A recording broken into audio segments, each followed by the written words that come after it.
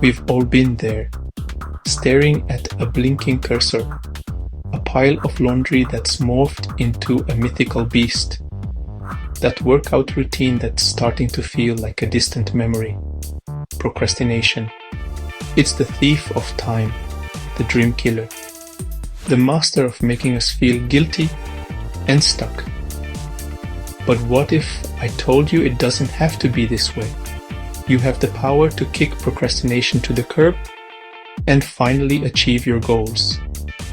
Today we're diving deep into the heart of procrastination, uncovering its sneaky tactics and arming you with the tools to defeat it once and for all.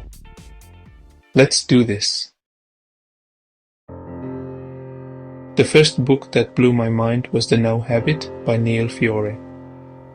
We often think of procrastination as a character flaw, a sign of laziness or lack of discipline.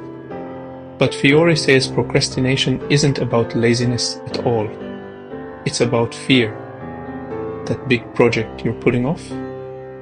It might be the fear of failure whispering in your ear. Or maybe it's the fear of success, the fear of actually achieving your dreams and what that might mean for your life. Fiore introduces this amazing concept called the unschedule. Instead of planning your work first and then squeezing in fun, he flips the script.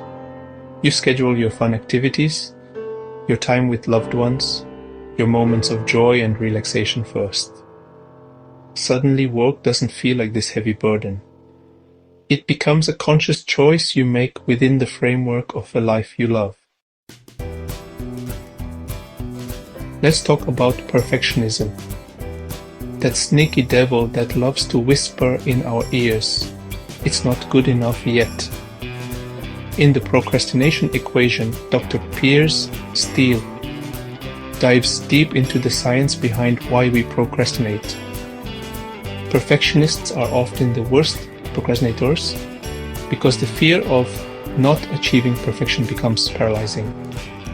Dr. Steele offers a powerful antidote, the 70% rule. Instead of aiming for 100% perfection, aim for 70%.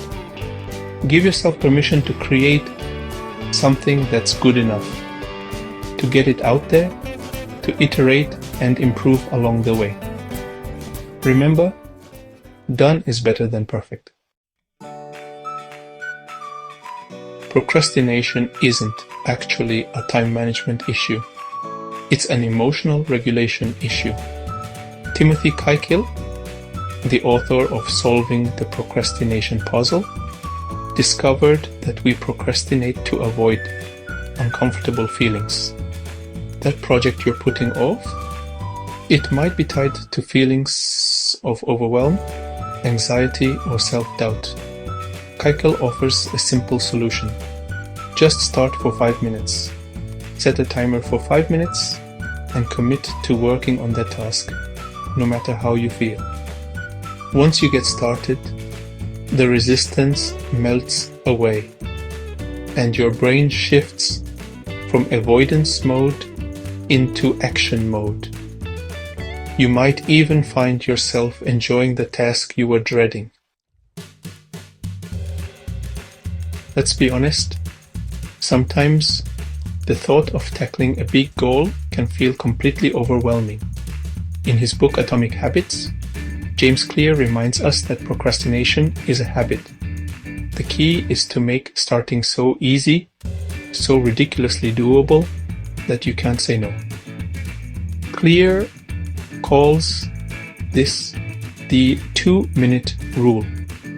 Break down your tasks into smaller, more manageable chunks that you can complete in 2 minutes or less. Instead of saying, "I'm going to write for an hour," say, "I'm going to write 1 sentence." These tiny actions create momentum. Break down resistance and build your confidence. Before you know it, you're well on your way to achieving your goals. Brian Tracy, the author of Eat That Frog, has a simple yet powerful strategy. Tackle your biggest, most challenging task first thing in the morning. He calls it eating the frog.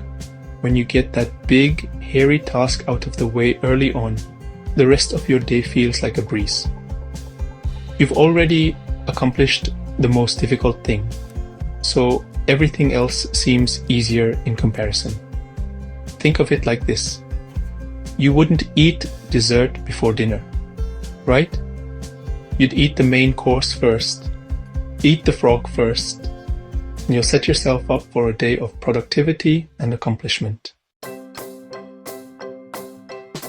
We live in a world saturated with distractions.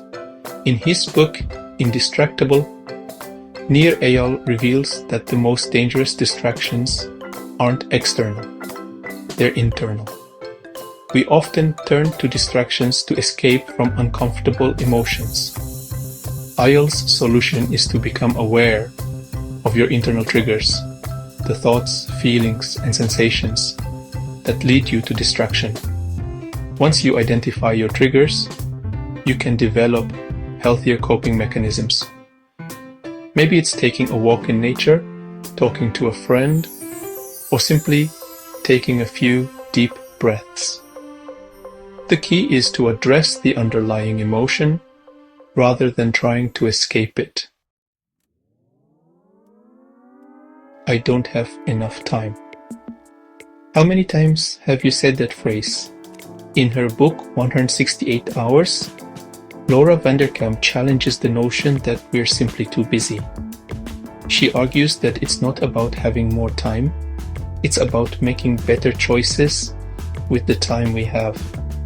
Vanderkam suggests a simple exercise. Track your time for a week.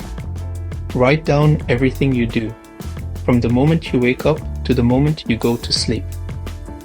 You might be surprised to discover how much time you actually waste on activities that don't bring you joy or move you closer to your goals. Once you have a clear understanding of how you're currently spending your time, you can start making adjustments. Have you ever noticed how your self-talk can either sabotage or support your success? In Rewire Your Brain, Dr. John Arden explains that procrastinators often use language that creates resistance.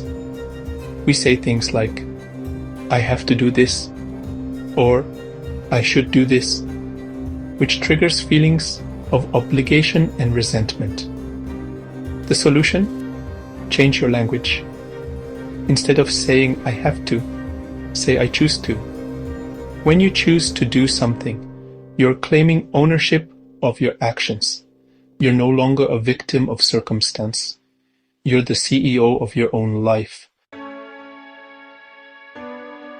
In Deep Work, Cal Newport suggests that we can harness the power of deadlines, even when we don't have external pressure.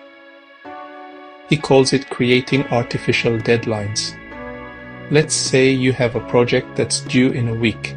Instead of giving yourself the full week to complete it, set an artificial deadline for 3 days from now.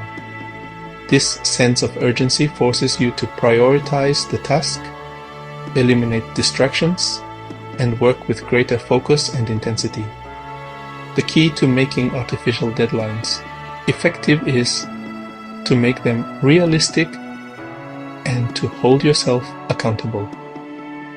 Tell a friend, colleague, or accountability partner about your deadline. In his book, Drive, Daniel Pink argues that the most powerful and sustainable form of motivation is intrinsic motivation, the desire to do something for its own sake, because it's personally meaningful and fulfilling. So how do we tap into this intrinsic motivation? Pink suggests asking yourself a simple yet profound question. Why does this matter to me? Connect your tasks to a bigger purpose, to your values, to the impact you want to make in the world. When you're clear about your why, the what becomes so much easier. The tasks themselves don't magically become more enjoyable, but they become infused with meaning and purpose.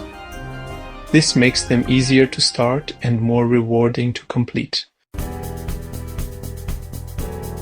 Steven Pressfield calls this force the resistance in his book The War of Art.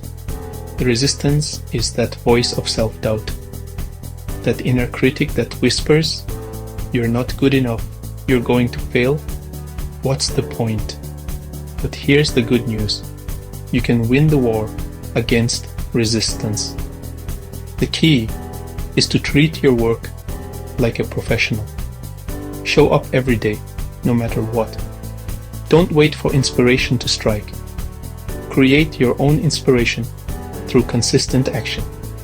The more you show up, the weaker resistance becomes, and the stronger you become. Wow, we covered a lot of ground today. We talked about fear, perfectionism, distractions, motivation, and even the invisible forces that try to hold us back. But most importantly, we armed ourselves with powerful strategies to overcome procrastination and unlock our full potential. So, which of these insights resonated with you the most? Let me know in the comments below. Remember, knowledge without action is just information. If you're serious about beating procrastination, start small. Pick one idea from this video and apply it today. Hit that like button if you found this helpful, and subscribe for more actionable insights to help you live your best life. Thanks for watching, and remember, progress, not perfection.